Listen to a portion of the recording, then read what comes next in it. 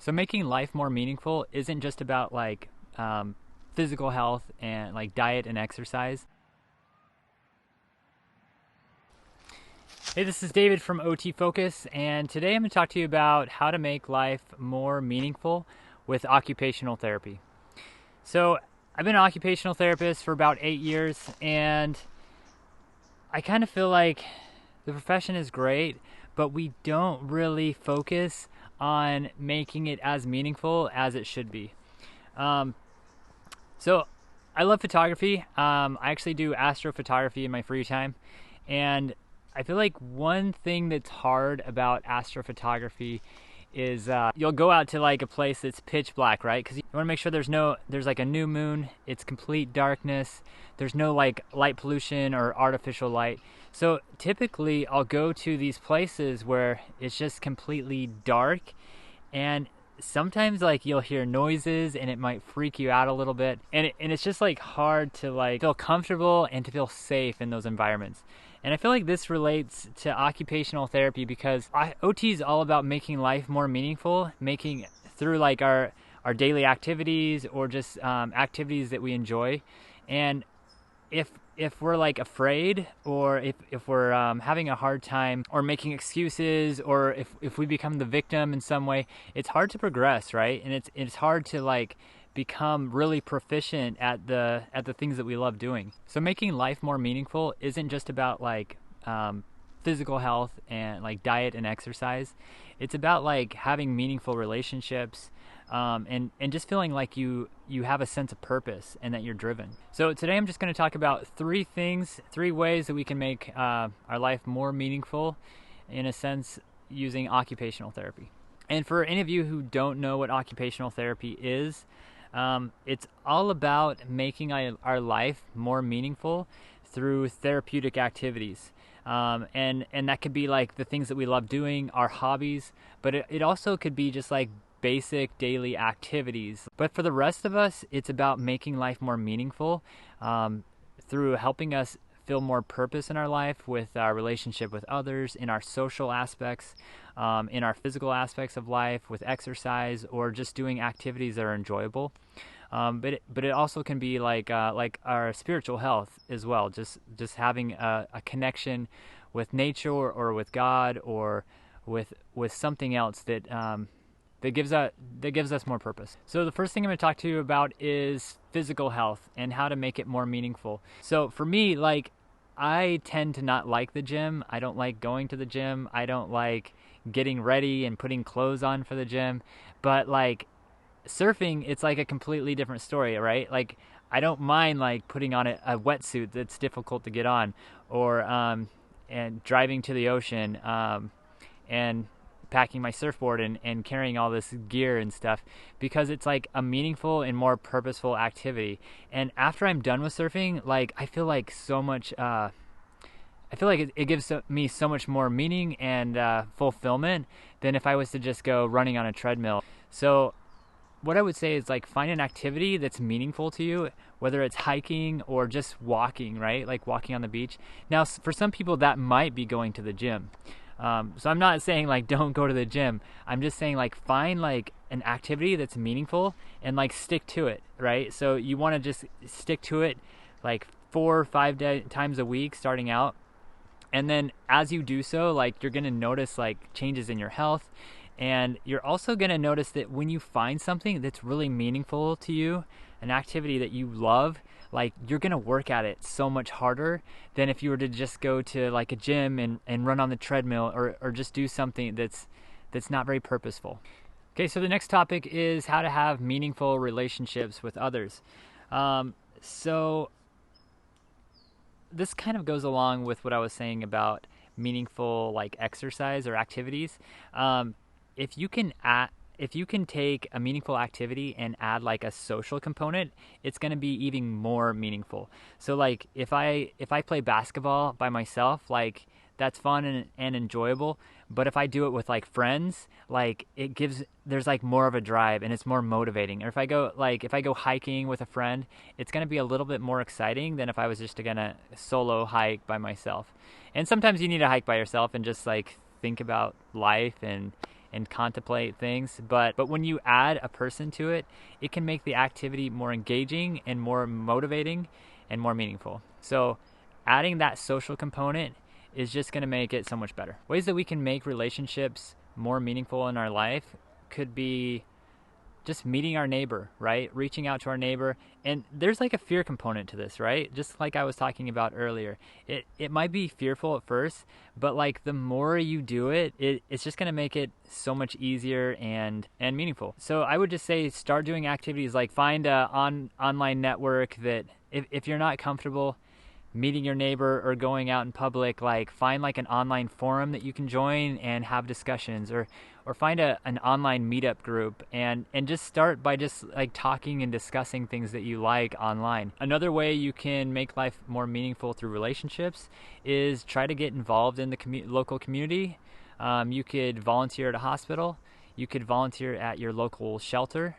Or food bank. In these places, you might actually find like-minded people that have your same interests. It's all about just like networking. As you like increase your social network, you're going to find that your life is more meaningful. So I found this really good article from the Mayo Clinic by Jennifer Wickham, and she kind of talks about why having a sense of belonging is so important and can just reduce thoughts of depression and suicide and just increase our overall mental health. And the three things that she says we need to do is make an effort to be more social, keep and teach an open mind, and practice an attitude of acceptance. And I feel like at times we'll have these fears, right? And we might be like at times get defensive when we're around others, or when there's people that have like different political ideas than we have. But conflict in general, it can be positive or it can be negative. And conflict's positive when we don't respond to our fears and when we don't become reactive and become the victim. When we engage in conflict in a way that's more positive and just let go of our fears and put aside any defensiveness, that's how we can really communicate with people more effectively and just have develop better relationships. Fear can cause us to become the victim and actually blame others.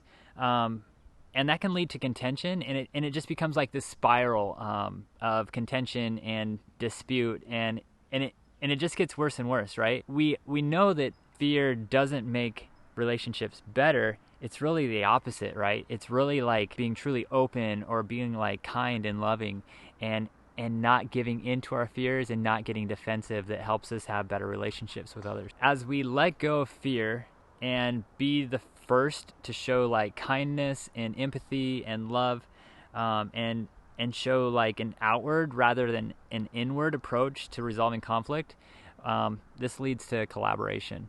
And this leads to dissolving our fears and develop more meaningful relationships. Okay, the last thing I want to talk to you about is how to make life more meaningful through spirituality. And spirituality today is pretty much on the decline. You don't see as many religious people today. But whether you're religious or not, we all have like a spiritual side to us. Now that spirituality can just be like in nature and observing and feeling like peace, or that spirituality can be like connecting with religion or God and feeling a sense of purpose through that. So I would just say like it's so important for us to develop some sort of spirituality in our lives, whether it's praying or meditating or some other act that helps us just feel like there's more purpose to our life. Okay, so 3 ways that we can increase our spirituality could be beginning a quest for truth. Just start a journey. It baffles me that so many of us just do our daily routine and we go to work and we watch TV and we don't think of like the meaning of life and our purpose here on this planet and what it's all about. So and a lot of us are confused, and a lot of us aren't sure like what truth is. And so I would just encourage you to kind of find your own path, have your own personal quest for truth. That might include studying the religions of the world. That might include studying, just attending different churches or religions, or that could just be like going in nature and finding discovering it on your own and taking that path. But I think the important thing is just to start. Number 2 is going to be increase your personal spirituality.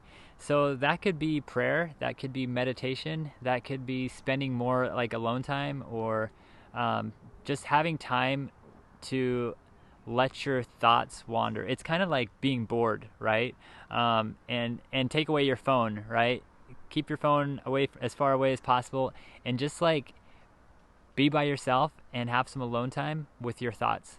And that can really just kind of help you develop your own spirituality. Another way you could do it is try fasting and seeing if you can develop more spiritually that way. Another way you can do this is by studying spirituality or engaging in rituals. So those are just a few ideas, but I think it's important to have some sort of development of personal spirituality to have more purpose in your life. And some of these activities might seem a little boring. For example, I'm just going to talk about prayer. Like if you pray with like sincerity and like real intent with like a purpose behind it, it can make it a lot more meaningful activity. And same with like other things, like if you were to study spirituality, like make it meaningful, set goals. It can become a lot more purposeful. Okay, so number 3 is have spiritual relationships. So what does it mean to have spiritual relationships? Just engaging with people that are also like-minded. So that could be going to church. It could be like attending a Buddhist temple and talking with other people about that religion. It could be praying with someone else.